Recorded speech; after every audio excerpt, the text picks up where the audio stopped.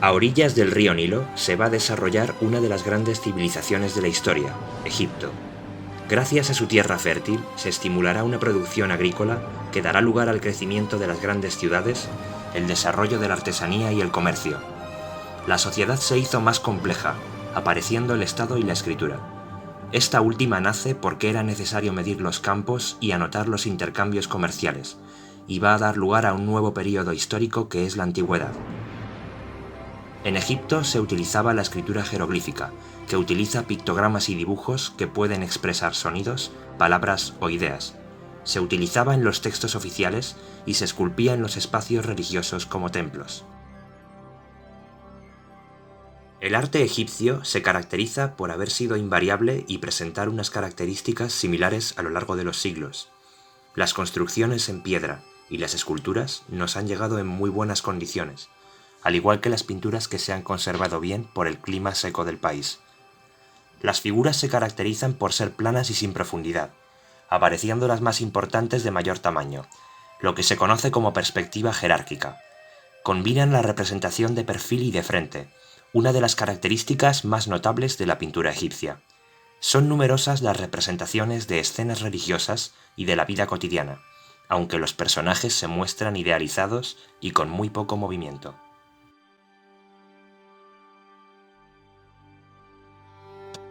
El único momento en el que podemos apreciar un cambio en el arte es durante los reinados de Akenatón y Nefertiti, que vivieron en torno al 1350 a.C.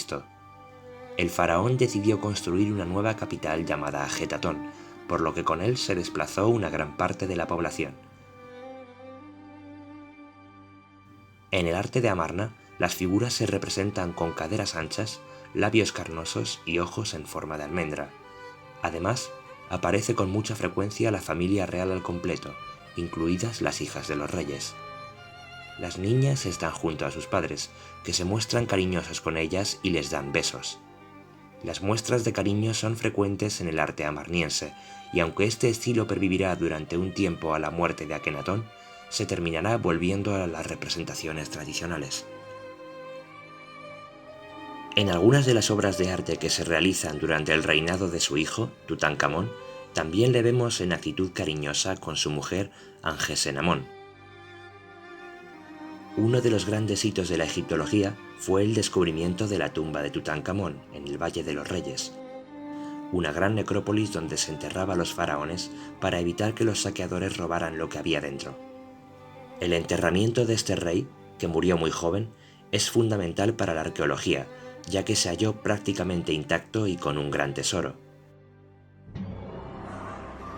Aunque a nosotros nos parece espectacular en riqueza, no debía ser muy grande para un rey, ya que éste falleció muy joven y habiendo reinado muy poco. De hecho, se piensa que muchos de los objetos eran reutilizados. La mayor parte del arte egipcio es anónimo, puesto que se trabajaba en talleres donde un maestro marcaba las pautas que debían seguir sus aprendices. Los artistas más conocidos son los de Deir el-Medina, poblado que se construye en torno al año 1550 a.C. para asentar a los que decoraban los enterramientos reales. Sabemos cómo trabajaban gracias a las propias pinturas de las tumbas, donde vemos que las obras se realizaban en equipo. Un ejemplo sería la tumba de Nebamum e Ipuki, donde vemos una representación del taller en la que los orfebres están retocando cada uno su pieza.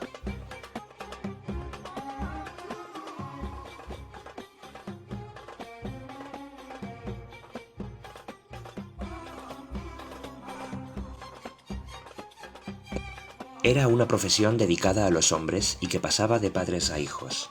No había un texto que explicara el oficio, por lo que eran técnicas que se legaban a partir del aprendizaje.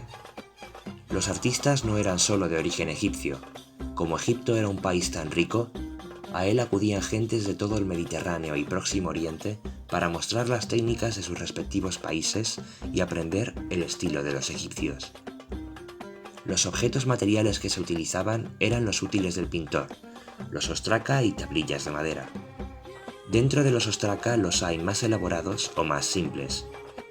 El de la bailarina del Museo Egipcio de Turín es una verdadera obra de arte, con un tratado y precisión excepcionales. Se han conservado en menor medida las tablillas de madera, aunque son igualmente interesantes. La que vemos en la imagen se utilizaba como pizarra en una escuela y representa a dos reyes de manera frontal que han sido dibujados sobre una cuadrícula. La cuadrícula se utilizó como método de aprendizaje. A un lado dibujaba el maestro y al otro el aprendiz intentando imitarle. Para decorar las tumbas trabajaban varios grupos de artistas al mismo tiempo. Las mejor decoradas son aquellas que recibían luz natural, ya que no es lo mismo trabajar iluminándose con lamparillas de aceite que recibiendo la luz del sol. Se trabajaría con libros de artista, unos documentos donde estarían recogidos los temas iconográficos más populares, aunque no nos ha llegado ninguno. También podían innovar. Aunque lo habitual era representar a personas de perfil, en ocasiones se las representaba de frente, al igual que a los animales que aparecen debajo de las sillas de sus dueños. Cuando hablamos de Egipto, hay que entender que era una sociedad muy jerarquizada. A grandes rasgos se pueden distinguir dos niveles: los grupos sociales privilegiados y los no privilegiados. Dentro del primer nivel, por encima de todos se posiciona el faraón, que concentraba en torno a su persona los poderes político, militar y religioso. En el año 3000 a.C., el faraón Narmer unificó todo el país. A partir de ese momento, Egipto estuvo gobernado por sucesivas dinastías de faraones, que estarían en el poder durante más de 2500 años. La última reina fue Cleopatra VII, que falleció en el año 30 a.C., pasando en ese momento a convertirse el país en una provincia romana. El faraón tenía un poder absoluto, gobernaba en nombre de los dioses y era considerado un dios en la tierra. Para que hubiera un faraón tenía que haber una reina, y para que hubiera una reina tenía que haber un faraón. Esto se llama dualidad, que es una de las características de la cultura egipcia. Algunas mujeres llegaron a convertirse en reinas y gobernaron ellas solas, pero esto era algo raro porque tanto el hombre como la mujer necesitaban su compañero o compañera real. Hatshepsut se convirtió en reina cuando murió su marido, y reinó hasta que su hijastro tuvo la edad suficiente para hacerlo, y la reina Nefertiti gobernó junto a su marido Akenatón en igualdad de condiciones. Por debajo del faraón estaba la élite, compuesta por la nobleza y los altos sacerdotes, muchos de ellos familiares del monarca. Los sacerdotes y sacerdotisas se encargaban de los templos y dirigían los ritos religiosos. Estos no solo rezaban, sino que además practicaban ciencias como la astronomía y las matemáticas, trabajaban en bibliotecas y se encargaban de administrar las tierras que poseía el templo. Por otro lado estaban los escribas, un grupo muy reducido que apenas constituía entre el 3 y el 5% de la población egipcia. Eran prácticamente los únicos que sabían leer y escribir, por lo que desempeñaban diversos trabajos en palacios y templos, donde se encargaban de administrar impuestos y transcribir las órdenes del faraón. En cuanto al nivel de los no privilegiados, principalmente hay que destacar a los campesinos, que representaban al 90% de la población. Tanto hombres como mujeres trabajaban las tierras del faraón y debían pagar tributos, pero recibían un salario consistente en pan, cerveza, pescado, cebolla y otros alimentos que constituían su dieta, por lo que estaban bien alimentados. El dinero no existía en el antiguo Egipto, y para los intercambios comerciales se recurría al trueque. Por otro lado estaban los artesanos y comerciantes, que trabajaban en pequeños comercios de las ciudades. Algunos oficios artesanales consistían en el trabajo de la madera, la cerámica, los metales, etc. Su trabajo era menos duro que el de los campesinos, y por tanto vivían mejor. De hecho, existían comerciantes enriquecidos o artesanos especializados que podemos incluir en un nivel social intermedio. Dentro del nivel inferior también hay que incluir a los sirvientes y los soldados. Los más desfavorecidos eran los esclavos, en su mayoría extranjeros, y cuyo número era reducido. Es interesante comentar la imagen de la mujer, ya que de todas las sociedades de la antigüedad, la egipcia fue la más igualitaria.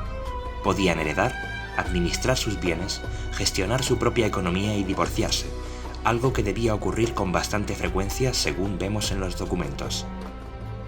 las mujeres nobles podían desempeñar cargos importantes, como así lo demuestran las estelas que mandaban erigirse.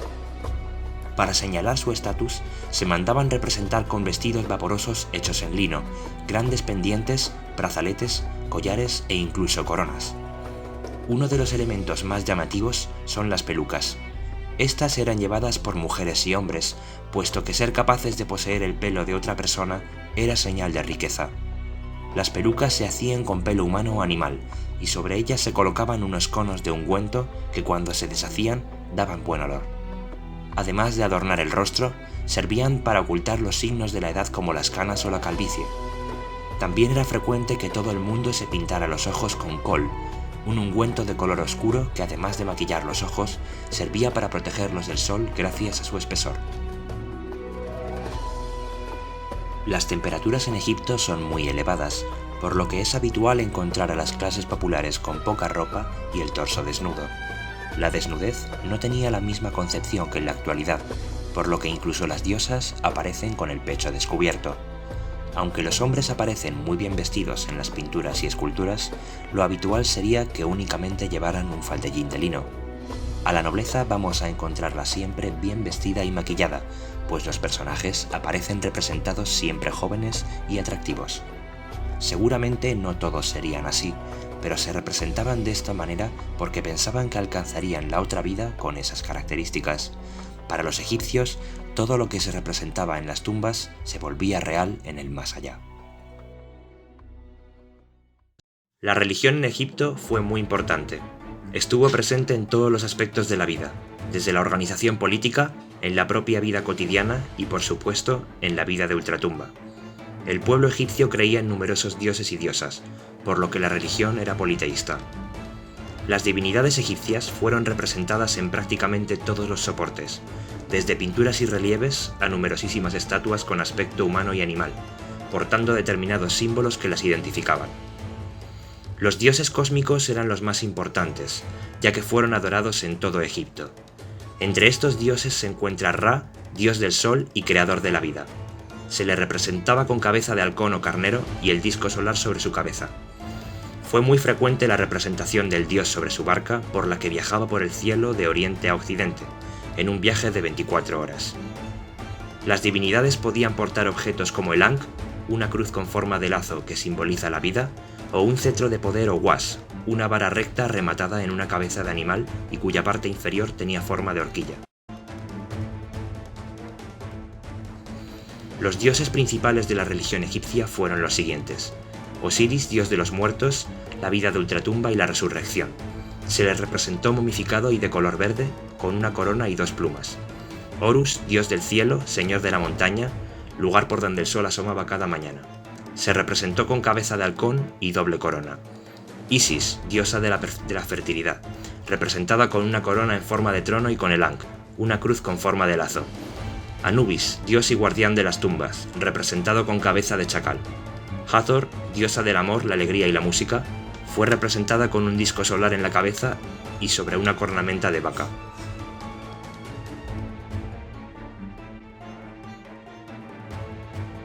En numerosos lugares podemos encontrar a muchas de las divinidades representadas.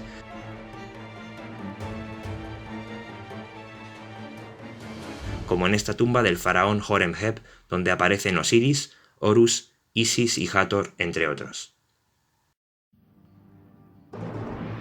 La creencia en la vida después de la muerte estuvo muy presente en el imaginario egipcio.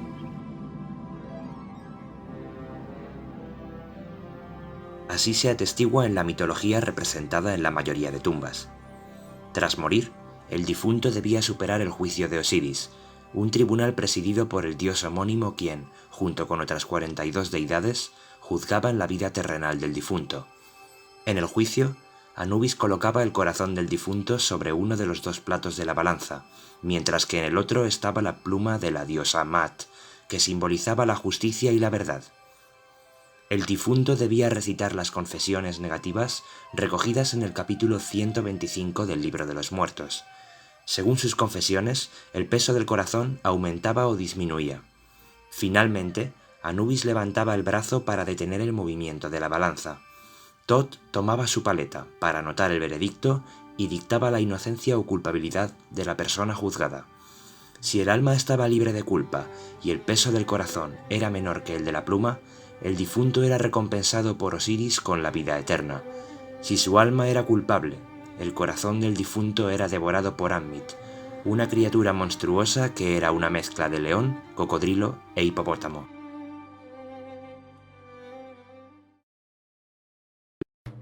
La vida de ultratumba era muy importante para los egipcios. La separación de los elementos del cuerpo humano tenía lugar tras la muerte: el cuerpo físico, el Ba o el alma y el Ka o la energía vital. Para poder disfrutar de la vida eterna, era necesario que el difunto estuviese en perfectas condiciones, por lo que el cuerpo era momificado. El proceso era muy ceremonioso, y en cada tipo de momificación se tenía en cuenta la posición social del difunto y su riqueza. Las más caras fueron las de los faraones, sus familiares y algunos miembros de la corte. El primer paso en la momificación consistía en la limpieza y purificación del cuerpo, que se colocaba sobre una mesa. El embalsamador comenzaba a drenar los fluidos corporales y a limpiar el cuerpo con aceites, especias y esencias, y lo preparaba para la purificación mediante una libación sagrada. Tras la purificación, los embalsamadores extraían los órganos del difunto. Primero se sacaba el cerebro por la nariz, y después se realizaba en el costado izquierdo una incisión para extraer el resto de órganos y vísceras. El interior del cuerpo se limpiaba y rellenaba con mirra, canela y perfumes.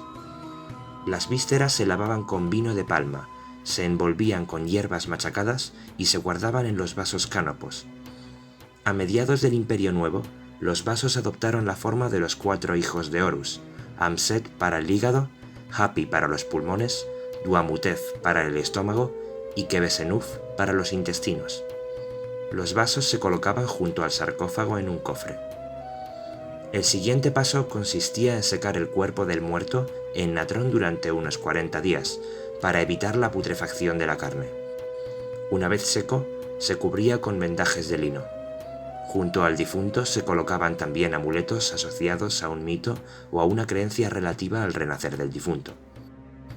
Finalmente, la última fase era el acto de tocar la boca con la azuela para transmitir de forma simbólica un soplo de vida al cuerpo inerte. Esta práctica, sin embargo, estaba reservada únicamente a ciertas personas. Las tumbas egipcias eran principalmente de 3 tipos: mastabas, pirámides e hipogeos. Las mastabas son las más antiguas. Se trata de unas pequeñas construcciones rectangulares de escasa altura hechas con bloques de adobe o piedra. Algunas de ellas tenían pozos que se cegaban tras la deposición del cadáver. Veamos de cerca 2 ejemplos. La primera tumba que visitamos es la de la reina Meresang III, una mastaba de hace aproximadamente 4500 años. Junto a la entrada se identifica a 2 artistas y sus nombres: el pintor Rajai y el escultor Incaef. En otro panel, la difunta navega por el Nilo con su madre, al tiempo que se traen ofrendas de pan, fruta y carne para el ritual funerario. Destacan las esculturas femeninas en relieve, que representan a la reina así como a otras mujeres de la corte. Esta segunda mastaba es la tumba de Menna, en la necrópolis tebana. Fue construida hace más de 3000 años para un hombre llamado Menna. A la entrada se le representa con su mujer y sus hijos, que están depositando ofrendas a sus padres. En la pared opuesta se representa a Menna supervisando las labores agrícolas. Su rostro ha sido eliminado a propósito, ya que se creía que así se borraba la memoria del difunto.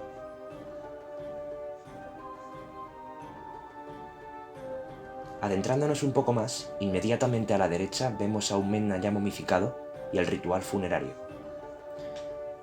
En la pared opuesta, el cortejo fúnebre está llevando el cuerpo del difunto a la vida de ultratumba.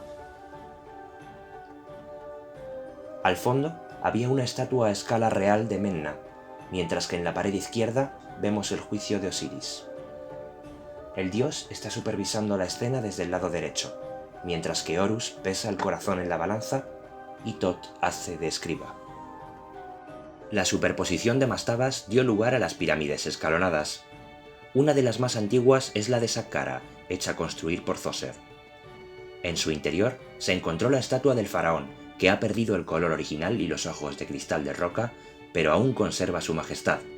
Este es el primer ejemplo de escultura de bulto redondo a escala real. Posteriormente, aparecieron las pirámides de paredes lisas. Las pirámides son las construcciones más representativas del antiguo Egipto. Se trata de monumentos de grandes dimensiones destinados al enterramiento de los reyes y reinas. Las entradas de las pirámides se escondían, y éstas contaban además con pozos, pasadizos y falsas cámaras para despistar a los saqueadores. Las pirámides más célebres son las de Keops, Kefren y Micerinos en Giza, que fueron construidas durante el Imperio Antiguo. La pirámide es el símbolo del sol, el gran dios Ra, y su forma alude a los rayos solares que parten unidos desde el cielo y se bifurcan en la tierra. Las caras están orientadas hacia los 4 puntos cardinales para indicar que el Ka del soberano puede dirigirse hacia cualquier parte del mundo. Pero, ¿cómo subían los antiguos egipcios los bloques a lo alto de las pirámides? Aunque hay muchas teorías al respecto, en 2018 se descubrió en una cantera una rampa con escaleras a los lados y agujeros para cuñas o postes de madera. Gracias a estos, los trabajadores podían tirar de los bloques mediante un sistema de poleas. Es posible, por tanto, que hubiera rampas similares adosadas a las pirámides cuyas pendientes crecieran paulatinamente y que fueran posteriormente demolidas. Un tercer tipo de tumba son los hipogeos, característicos del Imperio Nuevo. Estos se popularizaron dados los numerosos saqueos que sufrieron las otras tumbas. Los hipogeos son tumbas excavadas en la roca y con un corredor en pendiente, varias salas y una cámara funeraria. Los más famosos son el hipogeo de Nefertiti en el Valle de las Reinas y el de Tutankamón en el Valle de los Reyes. Debido a la influencia de sus creencias religiosas, la arquitectura egipcia pretendía perdurar en el tiempo. Por este motivo, tendía a las estructuras monumentales y colosales.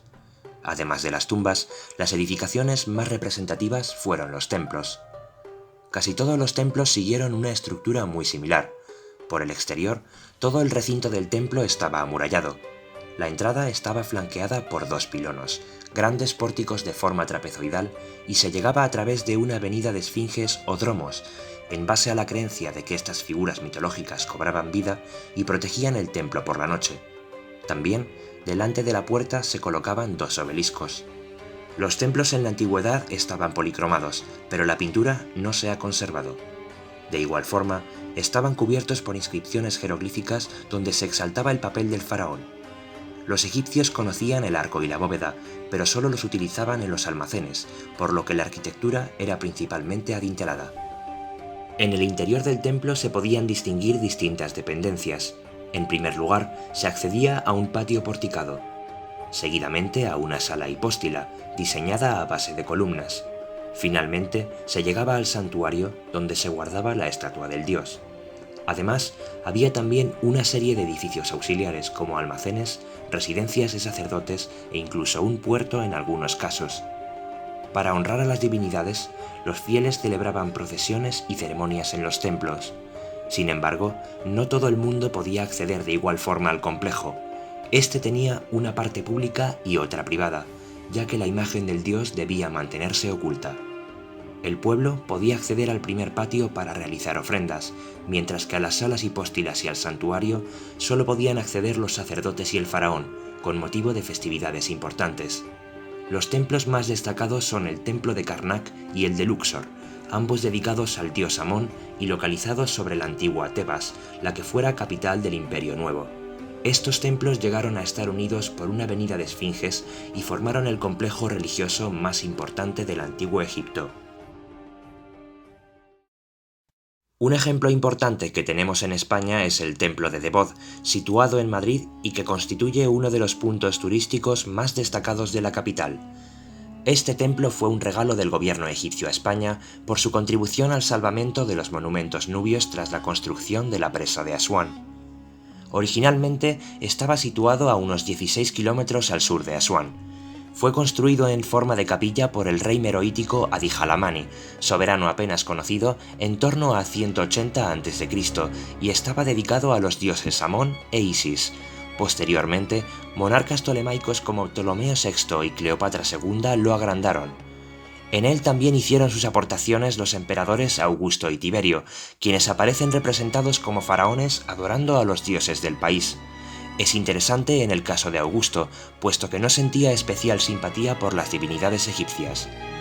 La piedra arenisca se encuentra en muy mal estado, ya que, debido a la cercanía del monumento con Asuán, pasaba más de la mitad del año completamente sumergido bajo las aguas, lo que hizo que su policromía desapareciera por completo.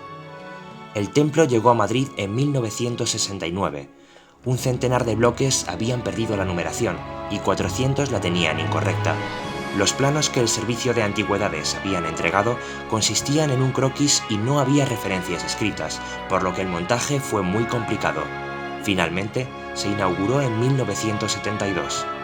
Para mostrar su gratitud, Egipto donó templos a otros 3 países que prestaron su ayuda para salvar los vestigios afectados por la construcción de Asuán: El Lesilla a Italia, Taffa a Holanda y Dendur a Estados Unidos, pero el más grande de todos es el templo de Debod.